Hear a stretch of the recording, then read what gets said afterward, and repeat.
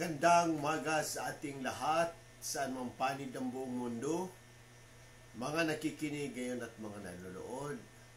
Atin naman pakinggan ang mabuting balita ng Panginoon ayon kay San Marcos.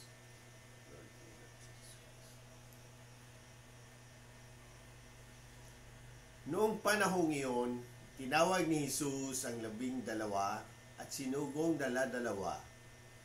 Binigyan niya sila ng kapangyarihan magpalayas ng masamang espiritu at pinagbilinan.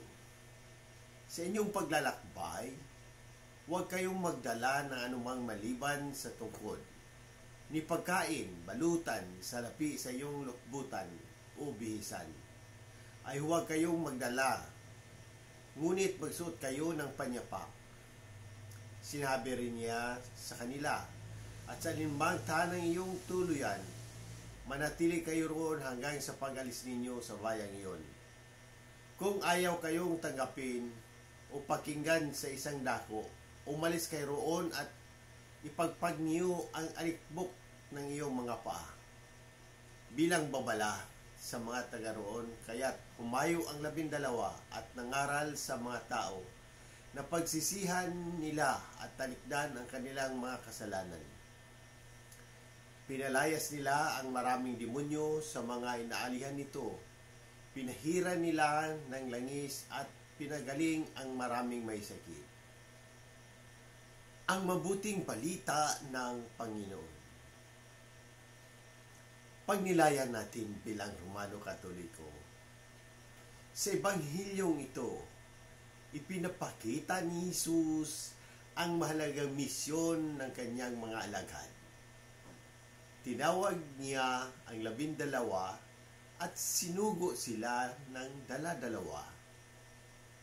Binibigyan sila ng kapangyarihan laban sa masamang espiritu at inuutusang magpalayas ng mga ito. Ang pagsugo sa kanila ng dala-dalawa ay nagpapahiwatig ng kahalagahan ng pagkipagtulungan at suporta sa isa't isa sa kanilang misyon. Ang mga tagubili ni Jesus ay malinaw at partikular, huwag magdala ng anumang maliban sa tungkod. Walang pagkain, balutan, salapi o bihisan, ngunit magsuot ng panyapa. Ang simpleng pamumuhay nito ay nagpapaalala sa kanila na magtiwala sa Diyos at sa kabutihan ng mga taong kanilang makakasalamuha. Sa paglalakbay nila, kinakailangan nilang umasa sa pagtanggap at pag-aruga ng iba na nagpapalalim ng kanilang pananampalataya at pag-asa sa Panginoon. Sa anumang tahanang kanilang tuluyan, kailangan nilang manatili hanggang sa pag-alis nila sa bayang iyon. Ang utos na ito ay nagpapakita ng kalagahan at ng pagtanggap, pagkilala sa mga mabuting puso ng mga tao. Ngunit kung hindi sila tatanggapin, sinabi ni Jesus na ipagpag nila ang alikabok ng kanilang mga paa bilang babala sa mga tao.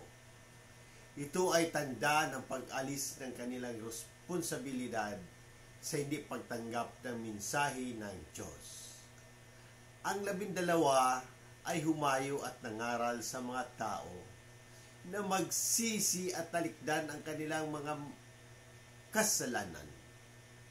Pinalayas nila ang maraming demonyo, pinahira ng langis at pinagaling ang maraming may sakit. Ang kanilang misyon ay hindi lamang upang magpahayag ng mensahe ng pagsisisi, kundi upang ipakita ang kapangyarihan ng Diyos sa pamamagitan ng mga himala at pagpapagaling. Bilang mga Kristiyano, tayo rin ay tinatawag na maging misyonero sa ating sariling paraan. Ang pagtuturo ng simpleng pamumuhay, pagtitiwala sa Diyos at pag-asa sa kabutihan ng kapwa ay may mga aral na maaari nating isabuhay. Ang Ebanghilyong ito ay paalala ng tunay na misyon ay nagmula sa puso sa pananampalataya at sa pagsunod sa mga tagubilin ng Diyos. Naway magsilbing inspirasyon at gabay sa atin ang Ebanghilyong ito upang patuloy na magtiwala at manalig sa Diyos sa kabila ng anumang pagsubok ng ating kinakaharap. Patuloy tayong maglingkod at magpahayag ng kabutihan ng Diyos sa ating mga salita at gawa upang maging liwanag at pag-asa sa ating kapwa.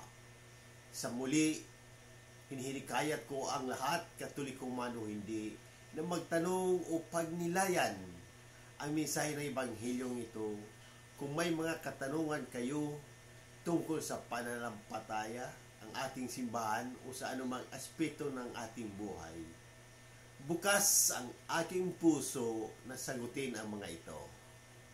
Sama-sama nating pagnilayan at pahalagahan ang habag at pag-ibig ni Jesus na ipipanahayag sa Ebanghilyong ito.